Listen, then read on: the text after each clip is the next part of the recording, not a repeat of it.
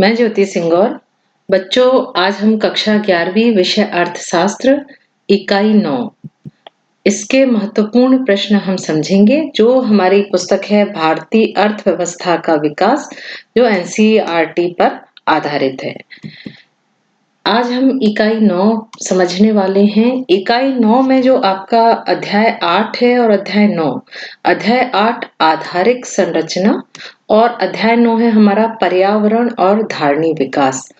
इन दोनों पाठों को मिलाकर हमारी इकाई 9 बनाई गई है, यानी ये दोनों पाठ इकाई 9 के अंतर्गत आते हैं। इसमें हमारे जो आवंटित अंक हैं वो 7 हैं। इसका तात्पर्य है कि ये दोनों पाठ से हमको 7 अंक के प्रश्न पूछे जाएंगे। इसमें एक हमारा वस्तुनिष्ठ प्रश्न होगा, यानी एक ऑब्जेक्टिव टाइप होगा।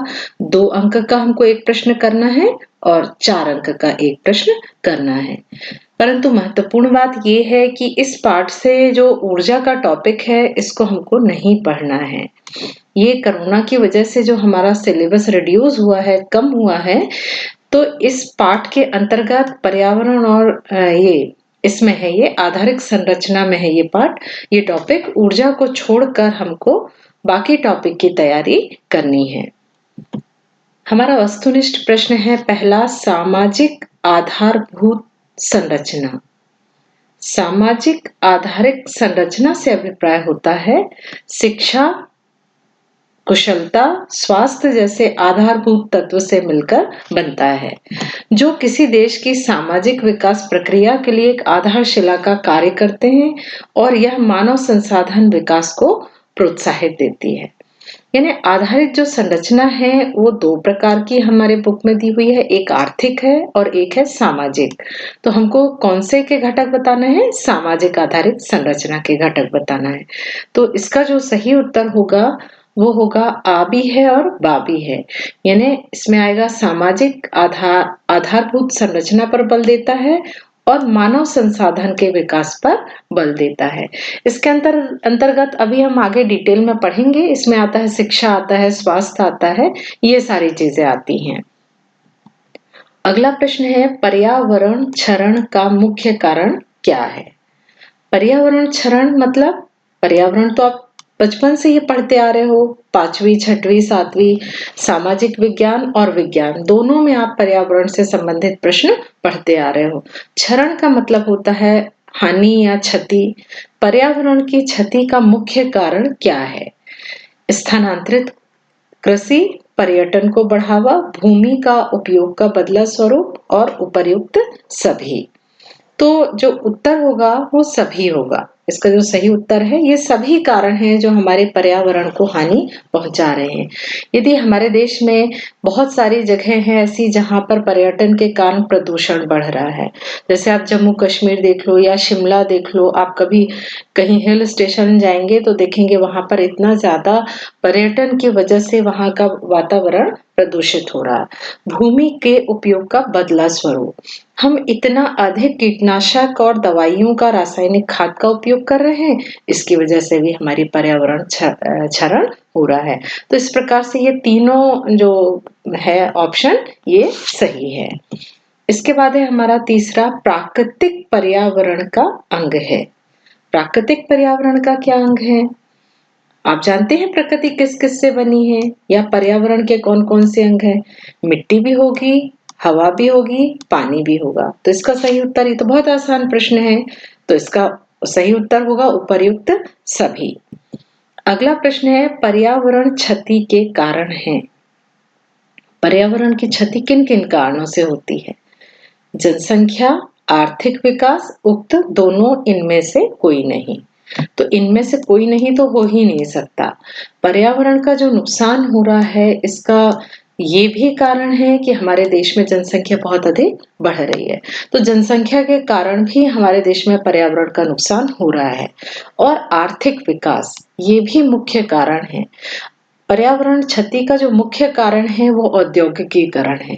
औद्योगिक इकाइयों से जो धुआं निकलता है, जो प्रदूषण होता है, उसके कारण हमारे देश में पर्यावरण का नुकसान हो रहा है। तो इसका जो सही उत्तर होगा वो क्या होगा? दोनों होगा, क्योंकि ए भी सही है और बी भी सही है।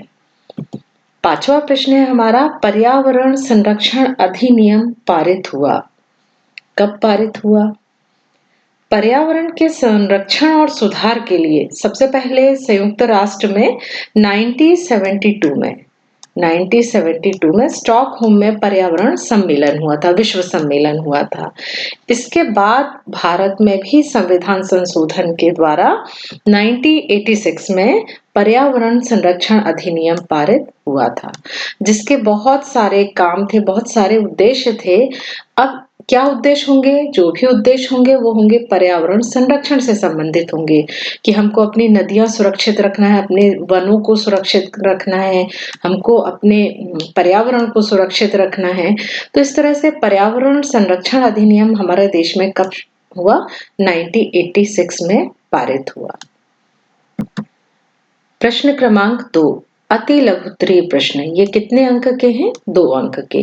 तो थोड़ा मैटर मैंने थोड़ा सा ज्यादा लिखा हुआ है, तो आप उसको ये पार्ट बहुत सरल है, ये आपको मन से लिखने वाला पार्ट है, लेकिन मैंने इसलिए लिखा है कि आप थोड़ा सा समझ के अपने शब्दों में इनके उत्तर लिख सकें। सबसे पहला है, वायु प्रदूषण का प्रमुख स्रोत क्या है? इससे आप बहुत अच्छे से परिचित है। वायु प्रदूषण, आप रोज स्कूल आते जाते हैं या बाजार जाते होंगे तो इससे रोज आपको जूझना पड़ता है। ऐसा हो ही नहीं सकता कि आप वायु प्रदूषण ना जानते हो। इसके प्रमुख स्रोत क्या है? तो हम देख लेते हैं कि पहले वायु प्रदूषण क्या होता है। वायु में दूषित पदार्थों की उपस्थिति के कारण वायु प्रदूषण होता है। जो हवा होती है ना, वायु होती है ना, उसमें बहुत डस्ट आ जाएगी, बहुत सारी गैसेस हो जाएंगी। तो इस तरह से वायु में जो अनावश्यक तत्व या जहरीले गैस आ जाती है, इसे ही हम वायु प्रदूषण कहते हैं। मुख्यतः यह कार्बन डाइऑक्साइड और कार्बन मोनोऑक्साइड हो सकता है, सबसे ज्यादा नुकसान यही पहुंचाते हैं। या बिखरे हुए कण, धूल के कण, आप देखते हो कहीं भी जाते हैं तो आपको कितना ज्यादा डस्ट के वजह से कितनी दिक्कत होती है, गाड़ी चलाने में दिक्कत होती है, फ्रेश हवा नहीं रहती, तो आप जल्दी थक जाते हैं। तो वायु प्रदूषण के बहुत सारे साइड इफेक्ट हैं। तो इसके ये कारण कौन कौन से हैं? मुख्य मैंने 2 लिख दिए हैं। उद्योगों के द्वारा छोड़ा गया धुआं, जो विशेष रूप से कोयले का ऊर्जा के रूप में प्रयोग करते हैं। ऐसी फैक्ट्री यदि आपके शहर में है या आप गांव में रहते हैं, कहीं शहर गए होंगे जहां धुआं निकल रहा है फैक्ट्री से या कोयले का उपयोग हो रहा है, तो उन यूनिट में, उन उद्योग में अधिक प्रदूषण फैलता है। जो इलेक्ट्रिक वाली फैक्ट्री हैं, विद्युत का उपयोग करती हैं, वहां थोड़ा कम प्रदूषण होता है। दूसरा है मोटर वाहन। ये तो आप भी परिचित हैं कि आप जा रहे हैं, सामने कोई मोटरसाइकिल या कार जा रही है तो इनसे कितनी प्रदूषित गैस निकलती हैं, जो आसपास के पूरे वातावरण को गंदा कर देती हैं और हमको घुटन पैदा होता है, थकान लगती है। तो इस तरह से वायु प्रदूषण के प्रमुख स्रोत आपको लिखना है। तो ये प्रश्न आप अपने मन से कर सकते हैं। अगला प्रश्न है हमारा, चिपको आंदोलन का प्रमुख उद्देश्य क्या था? देखो, आंदोलन तो था, आंदोलन क्या होता है वो आप जानते हैं। किसी भी उद्देश्य को लेकर जो प्रदर्शन किया जाता है या लोग इकट्ठे होके मतलब अपना क्या व्यक्त करते हैं, रोष व्यक्त करते हैं कि नहीं ऐसा नहीं होना चाहिए। तो यानी आपने ये आंदोलन तो देखे होंगे, सुने होंगे आपने, लेकिन ये कैसा आंदोलन है? इसमें लिखा हुआ है चिपको आंदोलन। ये भी आसान है। चिपको का मतलब क्या होता है? चिपकना। इसका मतलब है कि ये जो आंदोलन था ये चिपकने से संबंधित था। इसके उद्देश्य बताना है कि ये चिपको आंदोलन क्यों हुआ। तो इसका उत्तर है हमारा, चिपको आंदोलन एक पर्यावरण रक्षा का आंदोलन था। पर्यावरण रक्षा का आंदोलन का मतलब है पर्यावरण को बचाने के लिए ये आंदोलन किया गया था। उत्तराखंड में किसानों ने वृक्षों की कटाई का विरोध करने के लिए किया था। ये जो आंदोलन किया था ये उत्तराखंड में हुआ था। ये उत्तराखंड तो बाद में बना है, इसके पहले ये राज्य कौन सा था? उत्तर प्रदेश। उत्तराखंड तो राज्य बाद में बना, लेकिन जब ये आंदोलन हुआ था उस वक्त वो राज्य उत्तर प्रदेश था। बाद में उत्तर प्रदेश को काट के उत्तराखंड बनाया गया कुछ हिस्से को लेके। तो यहाँ पर वृक्षों की कटाई का विरोध करने के लिए किया गया था। वे राज्य के वन विभाग के ठेकेदारों के द्वारा वनों की कटाई का विरोध कर रहे थे। अब आप यहाँ काफी कुछ समझ गए होंगे कि जंगल काटे जा रहे थे ठेकेदारों के द्वारा। इन पौधों को बचाने के लिए उत्तराखंड के लोग पेड़ से चिपक गए थे। वहां पे अच्छा, सबसे बड़ी अच्छी बात ये थी इस आंदोलन की, इसमें महिलाओं ने बहुत बढ़ चढ़ कर हिस्सा लिया था। और यह आंदोलन चामोली जिले में 1973 में प्रारंभ हुआ था। तो आपको बहुत सन वगैरह याद करने की जरूरत नहीं है, क्योंकि ये तो उद्देश्य पूछा गया है, और एक दशक के अंदर पूरे उत्तराखंड में फैल गया था। तो कहने का मतलब है, चिपको आंदोलन किससे संबंधित था? वृक्षों को बचाने के लिए। और चिपको आंदोलन नाम क्यों दिया गया? ये पेड़ों को बचाने के लिए पूरे के पूरे गांव के लोग जंगलों में अपने पेड़ों से चिपक गए थे, जिससे कि वहां के जो ठेकेदार हैं इन पेड़ों की कटाई ना कर सकें। और इसका उद्देश्य क्या था? जंगल को बचाना, पर्यावरण को सुरक्षित रखना। तीसरा प्रश्न है हमारा स्वास्थ्य, यानी हमारी हेल्थ। किस संरचना का महत्वपूर्ण घटक है? किस संरचना का? हम आधारिक संरचना हमने देखी थी ना, उसमें शिक्षा था, स्वास्थ्य था। तो स्वास्थ्य जो है वो हमारा सामाजिक आधारिक संरचना का प्रमुख घटक है। सामाजिक आधारिक संरचना दो तरह की होती है, आर्थिक आधारिक संरचना और दूसरी होती है सामाजिक आधारिक संरचना। तो स्वास्थ्य किसके अंतर्गत आता है? सामाजिक पे। स्वास्थ्य से अभिप्राय एक व्यक्ति के स्वस्थ शारीरिक एवं मानसिक अवस्था से है। इसका अर्थ केवल बीमारी का ना होना ही नहीं, बल्कि अच्छे स्वास्थ्य से है। श्रम की उत्पादकता अधिक, कुशलता में वृद्धि एवं मानसिक योग्यता में वृद्धि से है। देखिए, मैं ये कहूँ कि मैं पूरी तरह से स्वस्थ हूँ, मेरे को कोई बीमारी नहीं है, परंतु मैं काम नहीं कर सकती, मेरे को कोई बीमारी नहीं है, लेकिन मैं अच्छे से कोई काम ही नहीं कर पा रही हूँ, या मानसिक रूप से मुझे थकान लग रही है, या मानसिक रूप से मैं वैसा, जितनी मेरी एज है, जिस तरह का मुझे काम करना चाहिए उतना काम नहीं कर पा रही। इसका मतलब है कि मैं बीमार हूँ। बीमार होने का मतलब है बीपी, शुगर या और दूसरी बीमारी है, उनसे संबंधित ही चीजों को हम बीमारी नहीं कहते। स्वास्थ्य का मतलब है हर तरह से व्यक्ति क्या होना चाहिए? स्वस्थ होना चाहिए। अगला प्रश्न है हमारा, सर्व शिक्षा अभियान। यदि आप सरकारी स्कूल में पढ़े हैं या सरकारी स्कूल गए होंगे, यदि आप प्राइवेट स्कूल में पढ़ते हैं और सरकारी स्कूल गए होंगे, तो ऐसा हो ही नहीं सकता कि आपने ये शब्द कहीं बोर्ड में या स्कूल के बाहर वॉल पे कहीं लिखा नहीं देखा हो। सर्व शिक्षा अभियान। अभियान का मतलब है कि ऐसा काम जो एक अभियान के रूप में किया जाए। शिक्षा का मतलब है, आप जानती हो, सर्व मतलब सबके लिए, सबके लिए शिक्षा का अभियान। सर्व शिक्षा अभियान 2001 में शुरू की गई योजना है, जिसका उद्देश्य एक निश्चित समयावधि के भीतर प्रारंभिक शिक्षा के लक्ष्य को प्राप्त करने के लिए भारत सरकार का एक महत्वपूर्ण कार्यक्रम है। यानी भारत सरकार ने 2001 में सर्व शिक्षा अभियान की शुरुआत की थी। और क्यों की थी? उनका उद्देश्य था कि जो प्रारंभिक शिक्षा है कक्षा 1 से लेके 8 तक की, इसको सभी तक पहुंचाने की, कि हर व्यक्ति हमारे देश का शिक्षित हो सके। संविधान संशोधन के द्वारा 6 से 14 वर्ष आयु वाले बच्चों को प्राथमिक शिक्षा को एक मौलिक अधिकार के रूप में निःशुल्क और अनिवार्य शिक्षा के रूप में उपलब्ध कराना अनिवार्य बना दिया। हमारे देश में जो संविधान संशोधन से राइट टू एजुकेशन आ गया, आरटीई, यानी इसमें क्या बहुत सारे प्रावधान हैं। राइट टू एजुकेशन में बहुत सारे प्रावधान हैं। यहाँ तक का प्रावधान है कि यदि कोई पालक अपने बच्चे को शिक्षित नहीं करता, स्कूल नहीं भेजता, तो उसके खिलाफ तक सरकार कानूनी कार्यवाही कर सकती है। तो सर्व शिक्षा अभियान को बहुत अधिक सफलता मिली, और हमारे देश में ये जो बहुत सारे बच्चे प्रारंभिक शिक्षा भी पूरी नहीं कर पाते थे, तो उसका प्रतिशत बढ़ गया। अब बहुत सारे लोग शिक्षित, बहुत बच्चे लोग जो ड्रॉप आउट होते थे, यानी शिक्षा छोड़ देते थे, उसमें भी हमारे देश में कमी आई।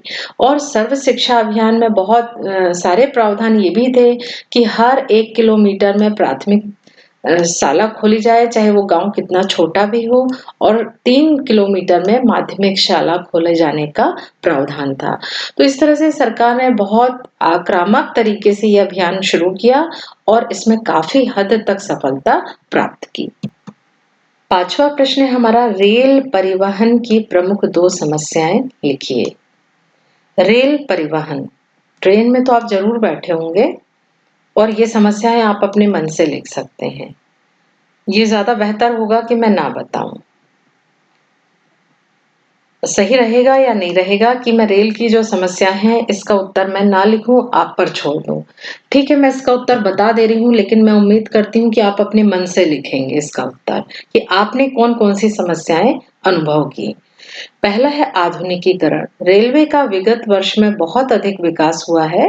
पहले की तुलना में तो यदि हम तुलना करें तो अब ट्रेनों में बहुत ज्यादा परिवर्तन हुआ, बहुत अधिक विकास हुआ है। जैसे पहले ट्रेन कोयले से चलती थी, उसकी गति बहुत धीमी होती थी, बहुत अधिक एक्सीडेंट्स होते थे, तो उसमें तो सब में कमी आई है।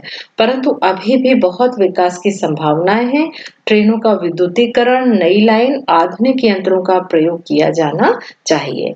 विद्युतीकरण से क्या फायदा होगा? प्रदूषण कम होगा। जहां डीजल से ट्रेन चल रही है या कोयले से ट्रेन चल रही है तो प्रदूषण होगा। नई लाइनें, अभी भी हमारे देश में बहुत बड़ा क्षेत्र है जहां पर ट्रेन अभी भी नहीं पहुंच पा रही, तो हमारे देश में अभी भी नई रेल लाइन की आवश्यकता है। आधुनिक यंत्रों का प्रयोग किया जाना। आपने न्यूज में सुना होगा, जब कोहरा रहता है ठंड में तो ट्रेन लेट हो गई, 2 घंटे 6 घंटे ऐसे लेट हुई ट्रेन। क्यों हुई? क्योंकि कोहरे के कारण दिखाई नहीं देता। तो आज भी ट्रेन को किसकी आवश्यकता है? आधुनिक यंत्रों की। ऐसे यंत्र की जरूरत है जिसमें कोहरे पे भी दिखाई दे। ये तो मैंने एक एग्जाम्पल के लिए बताया है। तो कहने का मतलब है अभी भी हमारे ट्रेन को आधुनिकीकरण की आवश्यकता है। दूसरा है कुशल प्रशासन। रेलवे का प्रशासन कुशल और सक्षम होना चाहिए। इसके लिए उन्हें उचित प्रशिक्षण दिलाया जाना चाहिए। आप समझते हैं कि एक ट्रेन के एक्सीडेंट में कितने हजारों 100 लोगों की जान चली जाती है। तो जो ट्रेन के कर्मचारी होना चाहिए, रेलवे के कर्मचारी होना चाहिए, उनको समय समय पर प्रशिक्षण दिया जाना चाहिए, जिससे होने वाली हमारी असुविधा और जो एक्सीडेंट्स है उसमें कमी आ सके। अगला प्रश्न भी बहुत आसान है। प्रदूषण के विभिन्न प्रकारों का वर्णन कीजिए। इसका उत्तर भी आप स्वयं लिख सकते हैं। प्रदूषण का क्या मतलब होता है? प्रदूषण का मतलब होता है हमारे जो उत्पादन है या उपभोग है, कोई भी वस्तु का हम उत्पादन करते हैं और उपभोग करते हैं, इनकी क्रियाओं के, हमारी जो गतिविधि है उनकी वजह से वायु है, जल है और वातावरण प्रदूषण होता रहे। विकास की प्रक्रिया में प्रदूषण एक गंभीर चुनौती है।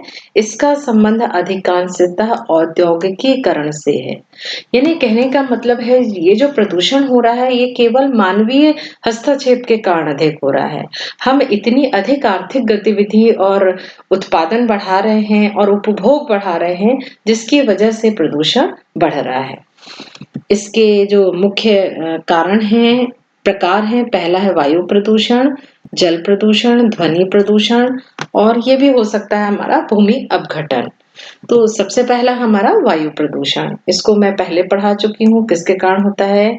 कार्बन डाइऑक्साइड, कार्बन मोनोऑक्साइड, धूल, पराग और धुआं से हो सकता है। आपने अभी देखा था कि मोटरसाइकिल के द्वारा हो रहा है, उद्योगों के द्वारा हो रहा है, तो वायु प्रदूषण आप अच्छे से लिख लेंगे। अगला है जल प्रदूषण। जल प्रदूषण कैसे होगा? जो जल है उसके जो ओरिजिनल गुण हैं वो खराब हो जाए। आपकी मान लो नदी है, आपके शहर में नदी बह रही है, परंतु उसके पास में बहुत सारी औद्योगिक इकाई हैं और ये इकाइयां अपना कचरा, अपना जो भी रासायनिक अवशिष्ट है ये नदी की तरफ इसके नाले चले जाते हैं। तो ये जो पानी है नदी का ये प्रभावित हो जाएगा। इसका गुण कैसे हो जाएंगे? ये दूषित हो जाएगी, ये पीने के योग्य नहीं रहेगी। या आपके गांव में यदि ये प्रदूषित इकाई, औद्योगिक इकाई नहीं है, तो आपके जो शहर की नालियां हैं वो कहाँ जुड़ जाएं? नदी में जुड़ जाएं। तो क्या ये नदी का पानी पीने योग्य रहेगा? नहीं रहेगा। अब इसकी उपयोगिता पीने के लिए नहीं रहेगी। यदि ये ज्यादा प्रदूषित हो जाएगा तो आप ये कोशिश करेंगे कि आपके गाय बैल भी यदि आपके गांव में है तो ये इसका पानी ना पिए। और आसपास के ये जो खेत हैं, यदि हम इस प्रदूषित नदी जहरीले पानी से यदि हम खेती करते हैं तो हमारा जो उत्पाद है ये भी क्या होगा? प्रदूषित होगा। तो इस तरह से जल प्रदूषण के भी बहुत अधिक नुकसान हैं। तीसरा है हमारा ध्वनि प्रदूषण। इससे भी आप बहुत अच्छे से परिचित है। ध्वनि प्रदूषण किसके कारण से हो रहा है? यंत्रीकरण, मशीनीकरण के कारण हो रहा है। मशीनीकरण से जो हमारी कार्य क्षमता है ये तो बढ़ रही है, परंतु ध्वनि प्रदूषण बढ़ता जा रहा है। और ध्वनि प्रदूषण से तेज आवाज वाले और शोर करने वाले इंजनों सहित लाखों वाहन सड़क पर चल रहे हैं। जब आप रात होती है, शाम होती है या आपके का घर शहर से दूर है तो आप बहुत शांति का अनुभव करते होंगे। परंतु जैसे ही भीड़-भाड़ वाले इलाके में आप बाजार जाते हैं, तो आपको कितनी थकान लगने लगती है। आप शारीरिक और मानसिक रूप से बहुत जल्दी थक जाते हैं, क्योंकि इतनी तेज आवाज में हमारी क्षमता क्या हो जाएगी, धीरे-धीरे कम हो जाएगी। सुनने की क्षमता भी कम हो जाती है और शारीरिक क्षमताएँ भी कम हो जाती हैं। तो इस तरह से आपने ये 3 प्रकार के प्रदूषण देखे। मैंने कहा था ये पाठ बहुत सरल है, ये आप बचपन से पढ़ते आए हैं, पर्यावरण। ये हमारा अगला प्रश्न है, ये सभी प्रश्न 4 अंक वाले प्रश्न हैं, इसलिए आप इनका डिटेल में उत्तर लिखिए। पर्यावरण प्रदूषण को रोकने के उपाय लिखिए। अभी हमने देखा पर्यावरण प्रदूषण कैसे हो रहा था। अब हमको क्या लिखना है? ये प्रदूषण को हम रोक कैसे सकते हैं? सबसे पहला है हमको काहे की आवश्यकता है? सामाजिक जागरूकता की। यह एक अत्यंत आवश्यक है कि पर्यावरण खतरे के बारे में सामाजिक जागरूकता का प्रसार किया जाए एवं प्रत्येक व्यक्ति को प्रेरित किया जाए कि वो अपने स्तर पर प्रदूषण कम करने का प्रयास करेंगे। मैं अपना कचरा रोड पे डाल दूं और मैं ये मान लूं कि पड़ोसी कोई कचरा नहीं डालेगा, बस मैं चोरी से और चुपके से मैं अपना कचरा फेंक के आ गई मैं। तो क्या ऐसे में कभी प्रदूषण सुधर सकता है? नहीं सुधर सकता। हर व्यक्ति को जब तक वो जागरूक नहीं होगा कि हमको कचरे को गीला कचरे को अलग रखना है, सूखे कचरे को अलग रखना है और आसपास के वातावरण को साफ-सुथरा रखना है, जब तक ये सामाजिक जागरूकता नहीं आएगी, तब तक हम प्रदूषण को नहीं रोक सकते। दूसरा है पर्यावरण संरक्षण कानून का सख्ती से पालन करना। हमारे देश में परेशानी क्या है? सबसे बड़ी परेशानी इसी बात की है कि कानून तो हमारे यहाँ बहुत हैं। जैसे हमारे देश में भारत में पर्यावरण संरक्षण कानून 1986 में बना था। अभी हमने देखा था ना वस्तुनिष्ठ में 1986 में पर्यावरण संरक्षण अधिनियम कानून बना था। इस कानून का उद्देश्य पर्यावरण की गुणवत्ता को सुधारना था और इस कानून का सख्ती से पालन किया जाना चाहिए। ये कानून में बहुत सारी चीजें दी हुई हैं कि आप नदी के कितने किलोमीटर, कितने दायरे में आप कोई औद्योगिक इकाई नहीं खोल सकते या आप उद्योग स्थापित कर रहे हैं तो आप अपना कचरा नदी पे नहीं मिला सकते। इसके बाद भी आप यमुना नदी को कभी देखना, यदि दिल्ली गए तो देखेंगे ही, नहीं गए हैं तो भी मैं आपके पास फ़ोन है। आप फ़ोन में अभी सर्च करके देखिए कि यमुना नदी के क्या हाल है। तो ये तो एक उदाहरण है कि हमको हमारे देश में कानून बहुत ज़्यादा हैं, परंतु उनका सख्ती से पालन नहीं होता। यदि सख्ती से पालन होने लगता तो हमारे देश का पर्यावरण अपने आप सुधर गया होता। वृक्षारोपण अभियान, ये भी आप समझ गए कि वृक्ष हमारे किस तरह से सहायता करते हैं, तो हमको समय-समय पर वृक्षारोपण अभियान चलाना चाहिए। जल प्रबंधन, नदियों के जल को स्वच्छ बनाया जाए और गांव में पीने के लिए स्वच्छ जल की व्यवस्था की जाए। ये उत्तर भी आप समझ गए होंगे, ये पॉइंट। 5वां है औद्योगिक तथा कृषि प्रदूषण पर नियंत्रण। ये भी बहुत महत्वपूर्ण ये है पॉइंट है। पर्यावरण संरक्षण के लिए अत्यंत आवश्यक है औद्योगिक विकास के फलस्वरूप जो वायु व जल प्रदूषण होता है उसे नियंत्रित किया जाए। और उद्योगों से क्या हो रहा है? वायु प्रदूषण हो रहा है और जल प्रदूषण हो रहा है। तो इनको हमें क्या करना पड़ेगा? नियंत्रित करना पड़ेगा। इसी प्रकार कृषि भी कम प्रदूषण हमारे देश में नहीं फैला रही है। जब से हरित क्रांति आई है, हम बहुत सारी रासायनिक खाद का उपयोग करने लगे हैं और कीटनाशक दवाइयों का उपयोग करने लगे हैं। तो क्या इससे जमीन की उत्पादकता और जमीन पर कोई अंतर नहीं आ रहा होगा? आ रहा है। यदि आप गाँव के रहने वाले हैं तो आप देखते होंगे कि पहले के समय में नदी आपके खेत में कितने साँप हैं, चूहे हैं, बिच्छू है, बहुत सारे कीड़े-मकोड़े दिखते थे।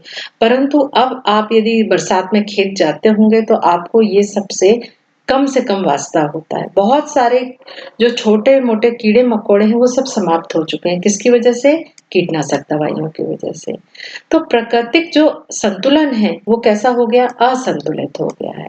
तो हमको उद्योगों को भी सुधारना पड़ेगा और कृषि पर भी सुधार करने की हमको आवश्यकता है।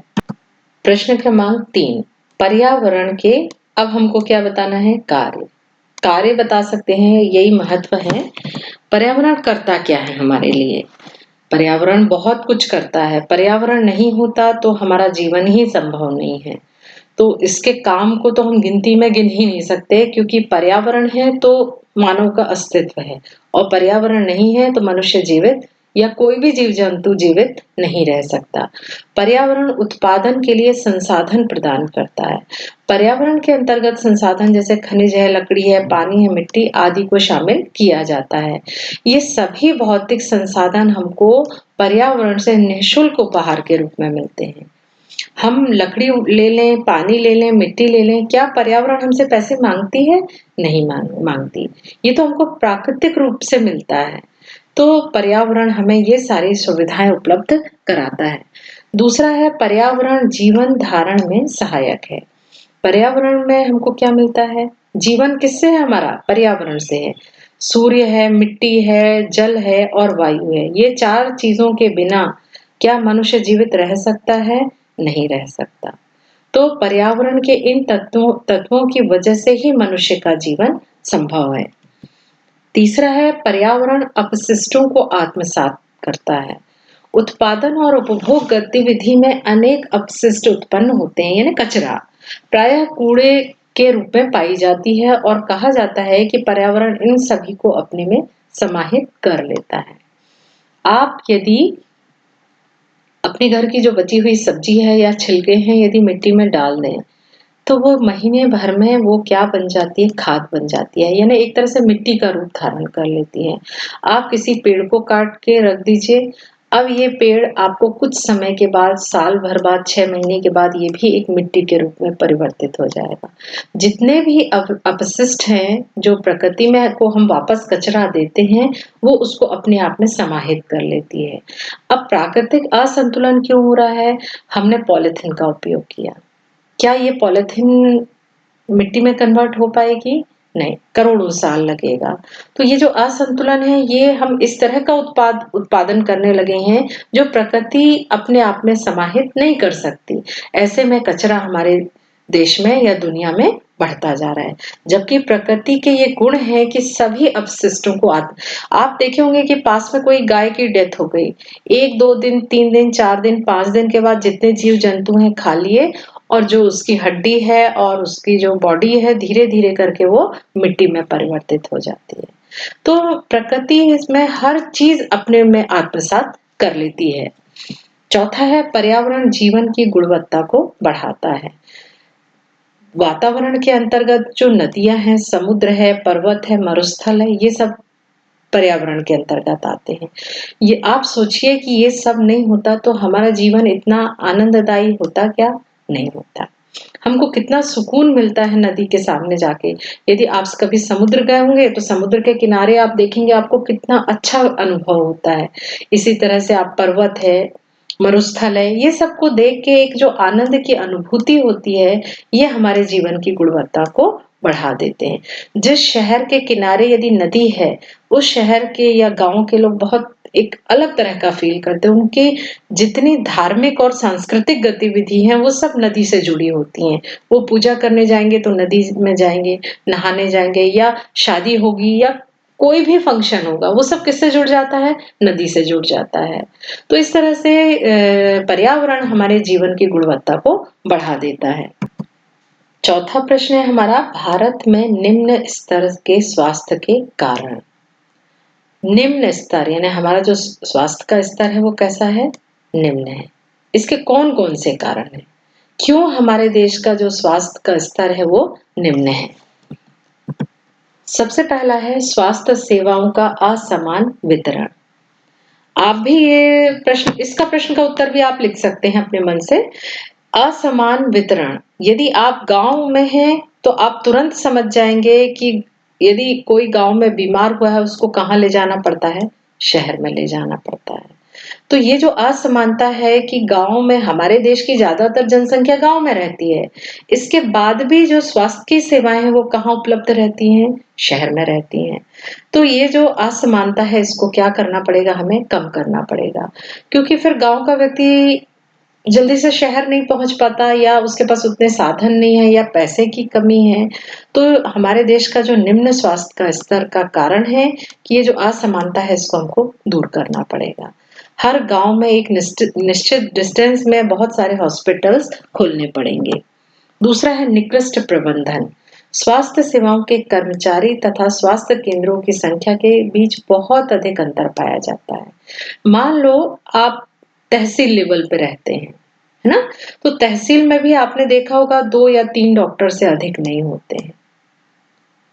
तो विशेषकर ये जो समस्या आती है ग्रामीण क्षेत्र में आती है या आपने देखा होगा कि आस-पास के 15, 20, 30 गाँव हैं और इनके बीच में ये केवल 3 डॉक्टर हैं। तो ये कर्मचारियों की जो संख्या है, ये सरकार को क्या करना चाहिए अपना ये प्रबंधन बढ़ाना चाहिए, कर्मचारियों को बढ़ाना चाहिए, नर्सों की संख्या बढ़ाना चाहिए। तीसरा है हमारा घटिया रख-रखाव।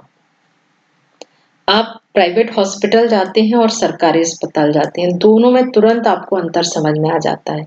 ये गुणात्मक अंतर इतना अधिक है कि हम फिर डरने लग जाते हैं। हमें लगता है कि नहीं, कहीं भी हम प्राइवेट हॉस्पिटल दिखा लें, भले ही हमको पैसा कितना भी खर्च हो। इसका कारण क्या है? घटिया रख-रखाव। सरकार उतना खर्च नहीं करती है जितनी उसकी आवश्यकता है। चौथा है निजीकरण। निजीकरण भी एक बहुत महत्वपूर्ण कारण है कि हमारे देश में जितने सरकारी अस्पताल हैं, उनके स्थान पे हमारे देश में निजी अस्पतालों की संख्या बढ़ती जा रही है। अब बढ़ रही है तो अच्छी बात है, लेकिन क्या समस्या आ रही है? महँगी हो रही है। अब हमारे देश की जनसंख्या इतनी अमीर तो है नहीं कि वो महँगा इलाज करवा सके। तो उस चक्कर में कि भई बहुत ज़्यादा महँगा होगा हॉस्पिटल, इससे अच्छा है कि अड़ोस-पड़ोस की कहीं की भी हम दवा खा ले रहे हैं या मेडिकल शॉप वाले से दवा ले रहे हैं, डॉक्टर के पास नहीं जाएँगे और वही दवा खा के हम ठीक हो जाएँगे। तो ये सभी कारण हैं, ये जो हमारे स्वास्थ्य के स्तर को धीरे-धीरे गिरा रहे हैं। 5वां प्रश्न है परिवहन का कृषि के क्षेत्र में परिवहन का कृषि के क्षेत्र में हमको लाभ बताना है कि परिवहन की वजह से कृषि में क्या-क्या लाभ हुए हैं। भारत में परिवहन के साधन होने से पहले कृषि उत्पाद का केवल उत्पाद निर्वाह के लिए किया जाता था। जो उत्पादन किया जाता था पहले केवल खाने-पीने के लिए किया जाता था कि हमको साल भर को गेहूँ हो जाए 2 बोरे और 2 बोरे हमने चावल उगा लिया, बस इतना ही। क्योंकि उसका और अतिरिक्त होगा तो उसका हम करेंगे क्या? परंतु कृषि के अंतर्राष्ट्रीय स्तर पर प्रतिस्पर्धा बनाने और उसके परिणाम स्वरूप कृषि उत्पाद जैसे गेहूँ, चावल, जूट, तिलहन, कपास के निर्यात बढ़ गए। किसके बाद? परिवहन के बाद। परिवहन के साधन होने के बाद जो हमारा देश में प्रतिस्पर्धा बढ़ गई। सब लोग गेहूँ, चावल, जूट सभी कृषि उत्पाद का उत्पादन बढ़ गया। क्योंकि हमारे पास परिवहन के साधन थे, हम अपनी चीज़ों को दूसरे शहर, दूसरे राज्य या हम अंतर्राष्ट्रीय स्तर पर भी अपने सामान को भेज सकते हैं। तो सबसे पहला है क्या फ़ायदा हुआ? कृषि का व्यवसायीकरण होने लगा। हम फल हैं, सब्जियाँ हैं, फूल की खेती करने लग गए। तो इस तरह से हम अपने कृषि का क्या कर लिया? परिवहन के कारण व्यवसायीकरण करने लगे, जो पहले केवल सीमित उत्पादन करते थे। दूसरा है कृषि का विविधीकरण। विविधीकरण का मतलब है बहुत तरह की कृषि का उत्पादन करने लगे। जैसे मैंने अभी बताया था कि फूलों की खेती, फलों की खेती, जड़ी-बूटियों की खेती। तो पहले जो परंपरागत खेती थी, अब उससे निकल कर हम तरह-तरह की खेती करने लगे, क्योंकि हमको पर्याप्त मात्रा में बाज़ार मिल जाता है परिवहन के कारण। तीसरा है हमारा रोजगार के नए अवसर।